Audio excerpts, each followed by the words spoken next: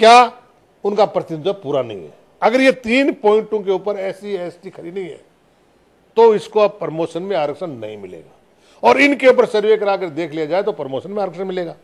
राजस्थान की सरकार ने, मैं बहुत स्पष्ट कहना चाहूंगा, राजस्थान की तात्कालिक सरकार 2006 में जब फैसला ये दिया और M नागराज के उस फैसले के ऊपर उस समय की तात्कालिक मुख्यमंत्री महोदया अगर सर्वे करा करके इस आदेश को लागू कर देती तो बहुत स्पष्ट बात है कि आज की तारीख के अंदर किसी प्रकार का कोई ये झंझट नहीं होता।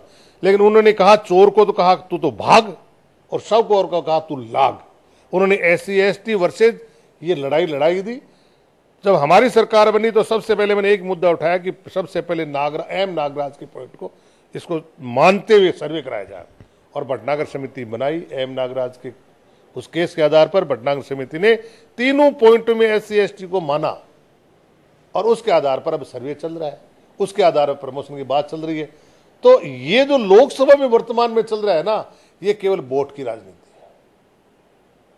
कांग्रेस हमेशा पिछड़े वर्ग के साथ, दलित के साथ, अल्पसंख्यक के साथ, गरीब के साथ रही है, और अभी वर्तमान के अंदर जो चल रही है ना, हमारी बहुजन समाजवादी पार्टी की वो मायावती चल रही है, वो एकदम कर रही है, देखिए मैं हार गई तो मैं ये जोर से लो, तो लाना कौन, मना कौन करता है। तेरे को मायावती, तुम सबसे गड़बड़ मायावती ने की है।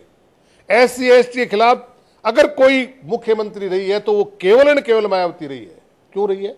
अगर वो M नागराज के फैसले के आधार पर सर्वे कराती, कमेटी बनाती, उसके बाद में आरक्षण लागू करती, पर आरक्षण में प्रमोशन, तब तो मामला सही था। उन्होंने भी वसुंधरा राजे सिंधिया की तरह, उन्होंने भी, मायावती जी ने भी कर दिया।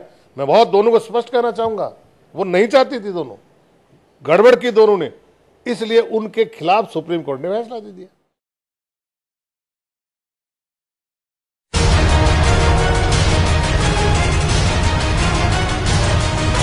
मैं एक तो बहुत स्पष्टवादी हूं, ईमानदार, नेक और वक्त पे सही काम करने वाला व्यक्ति है।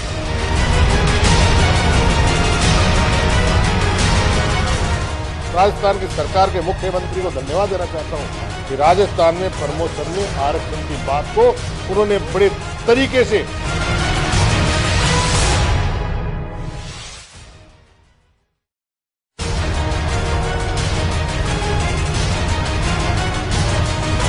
मैं एक तो बहुत स्पष्टवादी हूं, ईमानदार, नेक और वक्त पे सही काम करने वाला व्यक्ति है।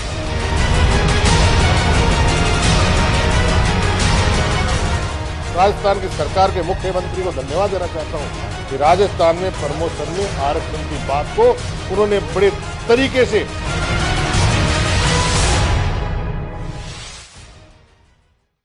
और राजस्थान की सरकार के मुख्यमंत्री को धन्यवाद देना चाहता हूं कि राजस्थान में प्रमोशन में आरक्षण की बात को उन्होंने बड़े तरीके से, मैंने भी साथ साथ थोड़ा मैंने भी सहारा दिया दिल्ली तक खूब, तो उस तरीके से हमने उसको बाजू का पार किया। अब सरकार को बहुत ज़्यादा समय नहीं बचा है, ऐसे में मास्टर भंवरलाल की क्या प्राथमिकताएं रहेंगी, क्या कुछ करना चाहेंगे? और सरकार में ऐसा सुना जा रहा है कि अगर आपको सरकार में और भी दमदार बनाया जाए तो फिर आपकी क्या कुछ रहेंगी योजनाएं? मैं एक कांग्रेस पार्टी का वफादार सिपाही हूं।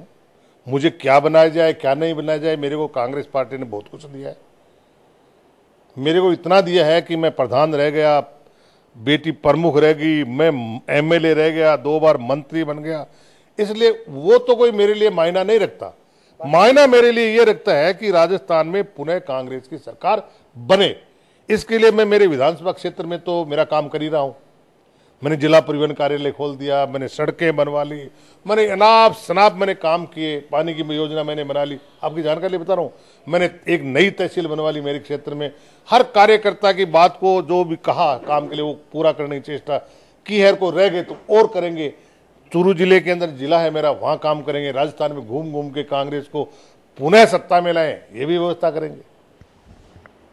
तो ये थे मास्टर भंवरलाल, जो अपनी साफ जुबान के लिए जाने जाते हैं। चाहे ये कहते हैं कि मैं अक्खड़ हूं लेकिन दिल का साफ हूं, ये इन्होंने कहा है। और भी कई सारी बातें कही है खास मुलाकात में।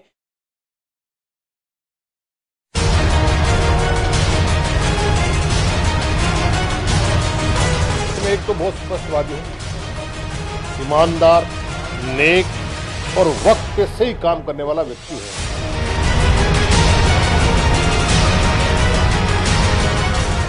राजस्थान की सरकार के मुख्यमंत्री को धन्यवाद देना चाहता हूं कि राजस्थान में प्रमोशन में आरक्षण की बात को उन्होंने बड़े तरीके से